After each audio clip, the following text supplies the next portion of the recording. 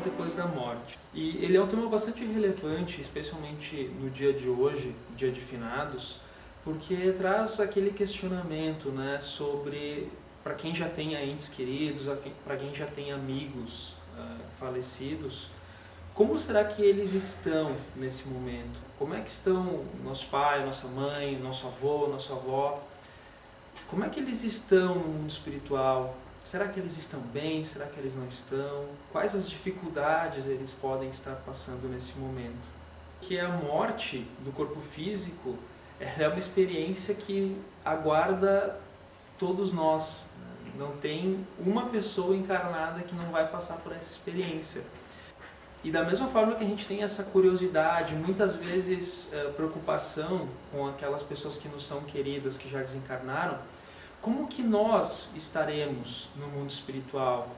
A literatura espírita ela fala muitas coisas a respeito disso, mas sempre tem aquela dúvida, como será que eu estarei no outro lado? Para início de conversa, a gente entender, o corpo físico, tanto as obras básicas quanto a literatura espírita em geral nos ensina, existe todo um planejamento reencarnatório. Então, assim, o corpo que nós estamos habitando hoje, a nossa idade, as nossas deficiências ou as nossas aptidões físicas, nada disso é por acaso.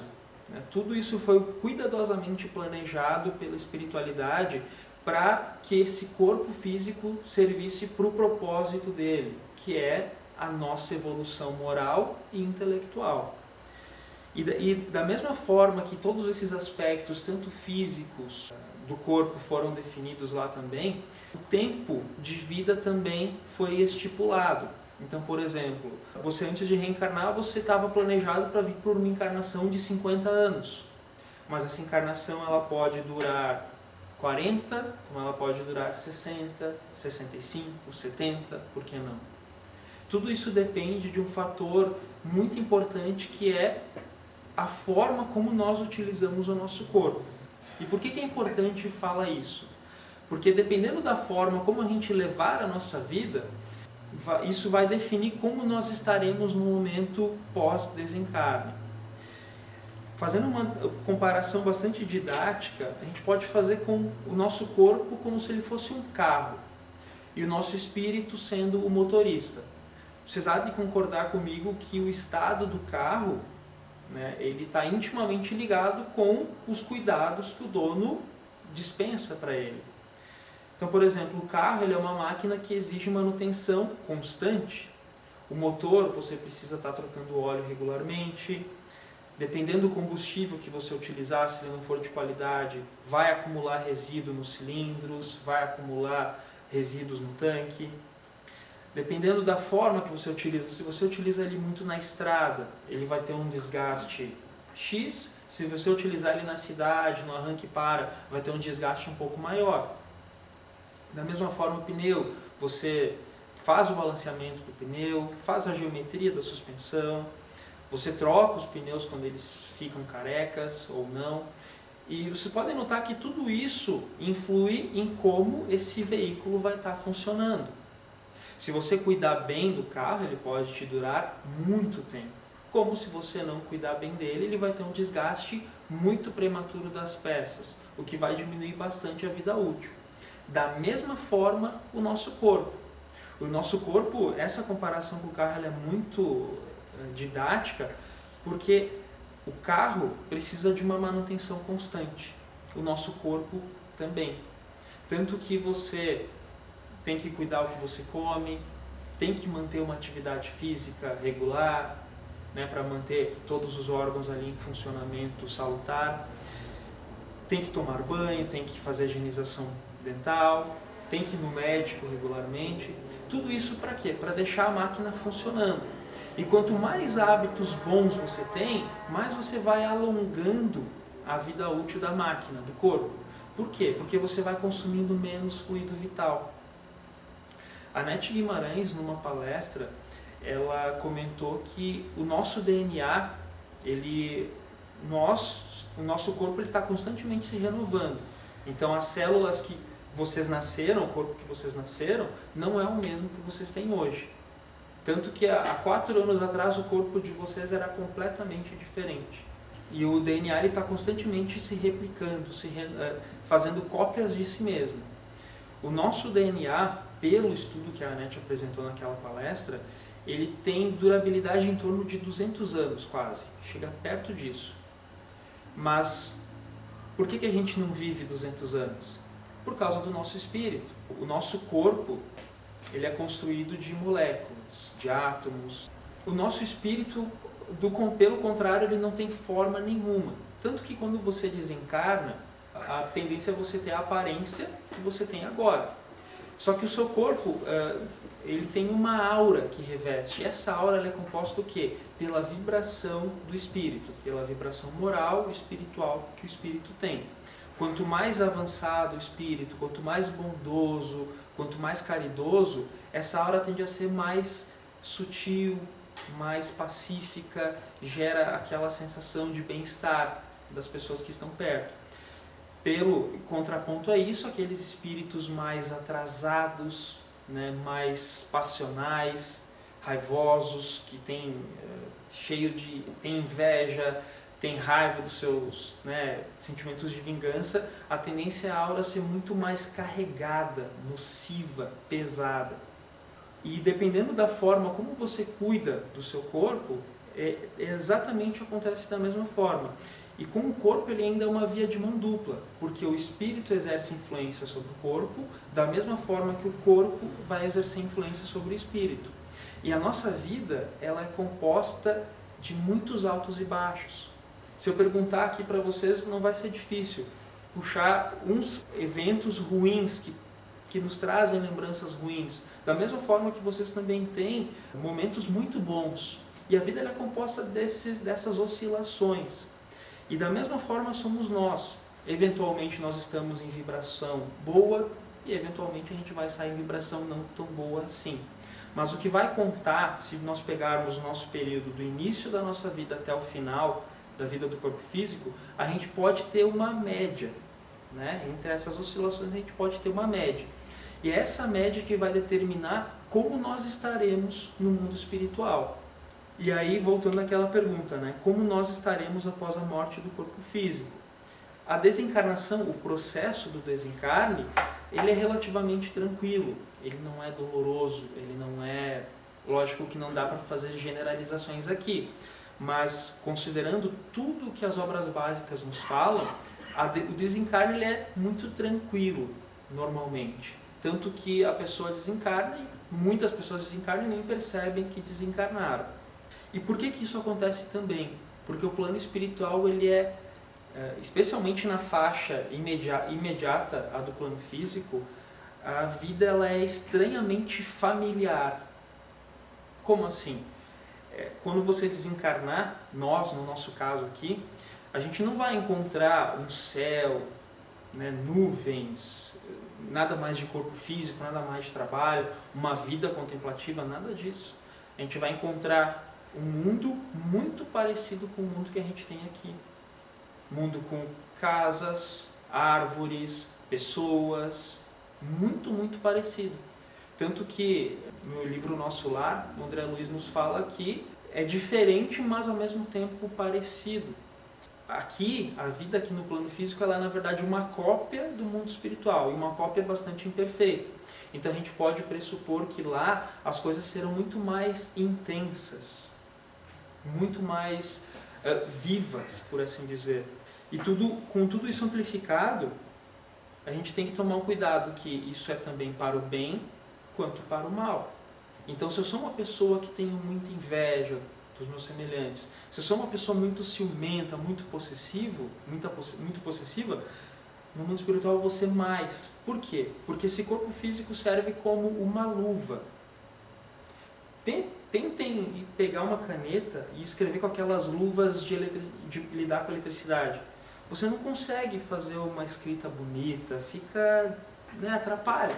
Agora, quando você tira a luva, remove, a nossa mão tem uma habilidade, né, de sintonia fina que você consegue escrever com muito mais perfeição, com muito mais intensidade. E lembrando, isso para o bem quanto para o mal. E ao contrário do mundo físico, onde a aparência, onde a força física, onde as suas habilidades do corpo fazem o poder, no mundo espiritual é totalmente o inverso. É só a mente que dá esse poder. Daí a importância de você ter uma mente equilibrada. Porque caso você não tenha uma mente equilibrada, você vai chegar lá no mundo espiritual completamente desequilibrado. E retomando o exemplo do carro, né, que o nosso exterior é um reflexo do interior, as nossas ações lá, elas têm consequências muito maiores do que a gente pensa, do que a gente imagina aqui. Porque assim, pensamos, nós reencarnamos porque a gente tem o objetivo de desenvolver determinadas características nessa encarnação. Seja ser mais humilde, mais caridoso, menos preguiçoso. E os espíritos, eles fazem todo um manejamento. A gente às vezes não se dá conta disso.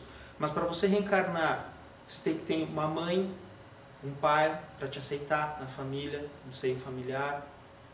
E essa mãe e esse pai também tiveram que reencarnar, então você já imagina o tamanho da equipe aí.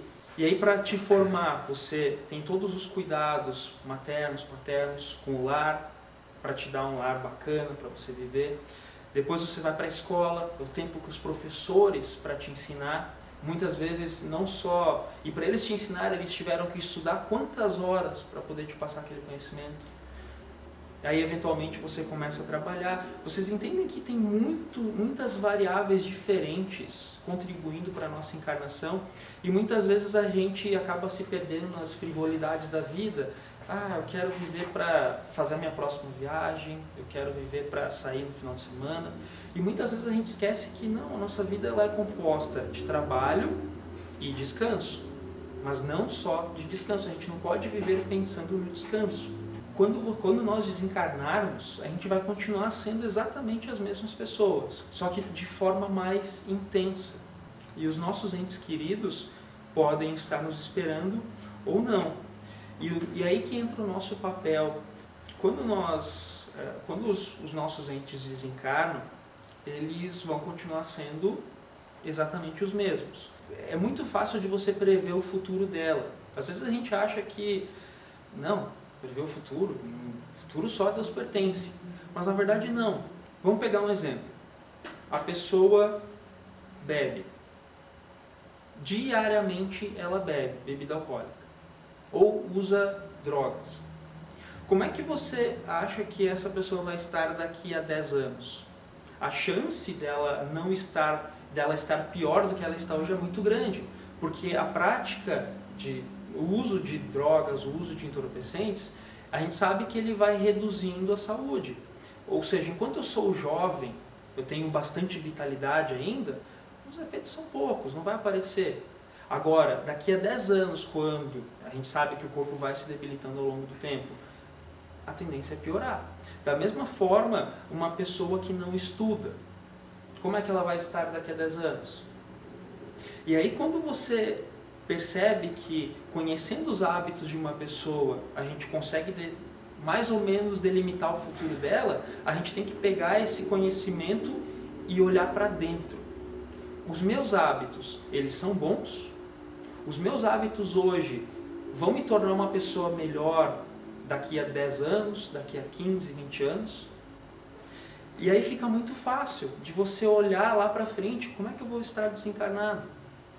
Eu posso fazer muitas coisas boas, eu posso ajudar o meu semelhante, eu posso cuidar do meu corpo, eu posso cuidar da minha mente, mas e se eu faço isso com um sentimento de vaidade, com um sentimento de orgulho, porque eu sou melhor do que os outros?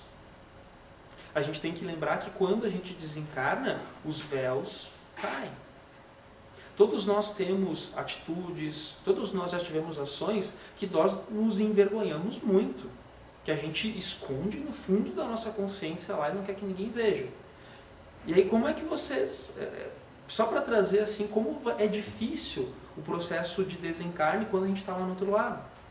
Especialmente para aquelas pessoas frias, para aquelas pessoas articuladoras que estão sempre pensando em formas de levar vantagem sobre os outros, que usam muitas vezes da aparência física, porque a gente sabe que o mundo favorece os belos.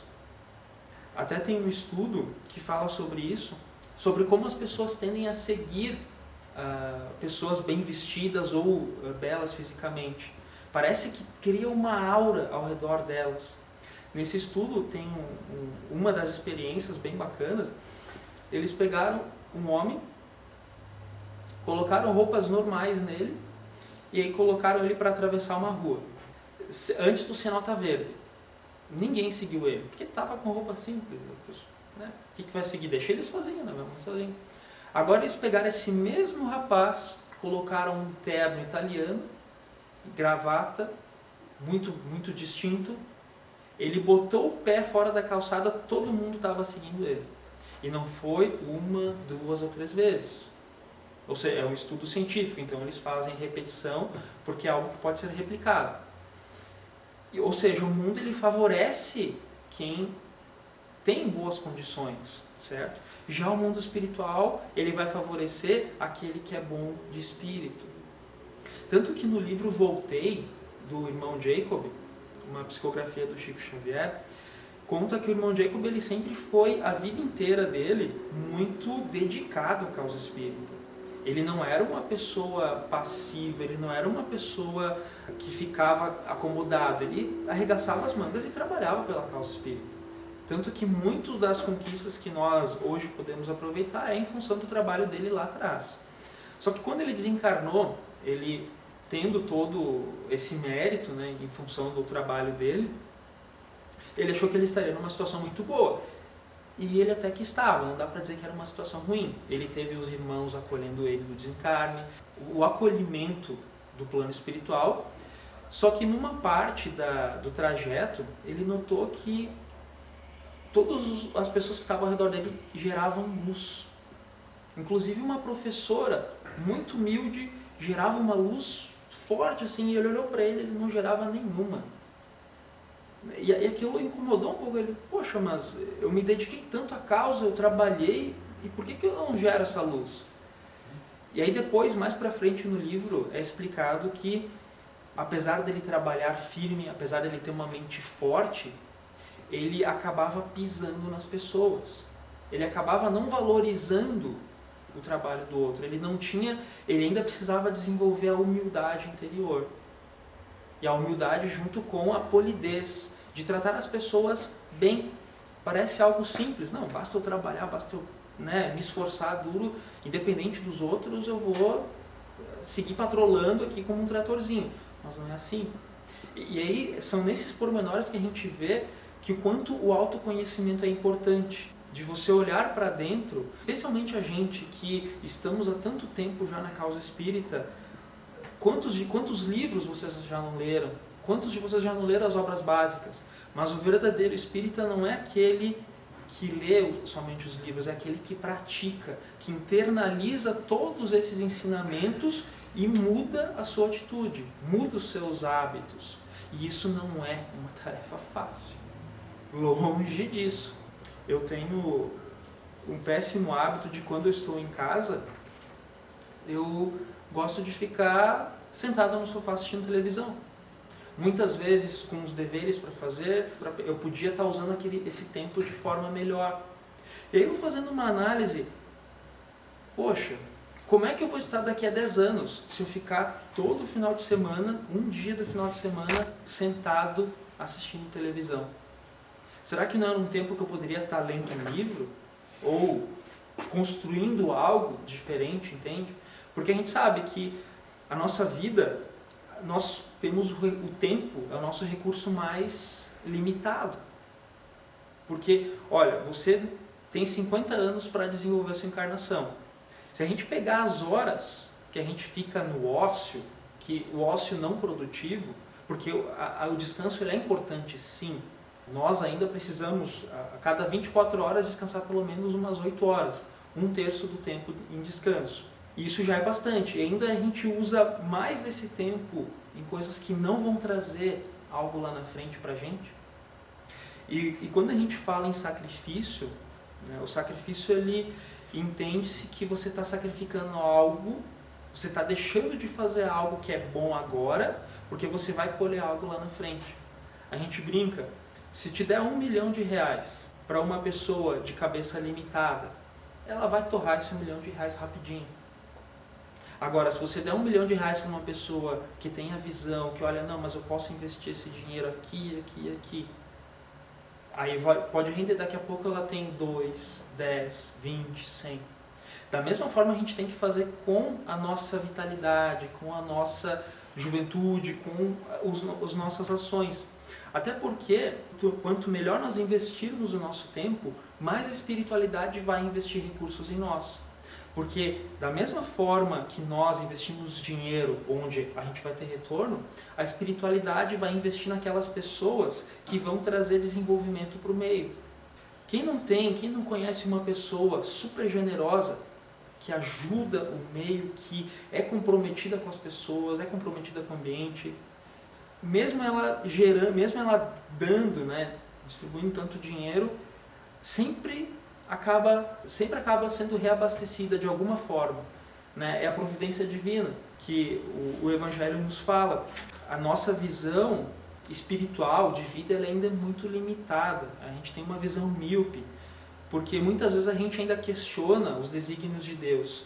Só que, ao contrário de nós, Deus ele enxerga um panorama muito maior. Então, o que a gente hoje acha que é ruim para nós, que é negativo, na verdade, lá na frente vai ser algo bom. Porque isso está nos preparando para a gente ajudar ainda mais as pessoas, para a gente nos ajudar e conseguir alcançar o mundo de regeneração ali na frente, né? Agindo bem, tanto pelo individual quanto coletivo. E sempre tendo em mente que enquanto a gente ainda tiver limitações, enquanto a gente ainda tiver arestas a aparar, essas arestas vão trazer sofrimento para nós. E é isso que a espiritualidade está há tanto tempo tentando abrir os nossos olhos. Mas muitas vezes a gente, nem por ser teimoso, mas por ser ignorante, ainda acaba não enxergando isso.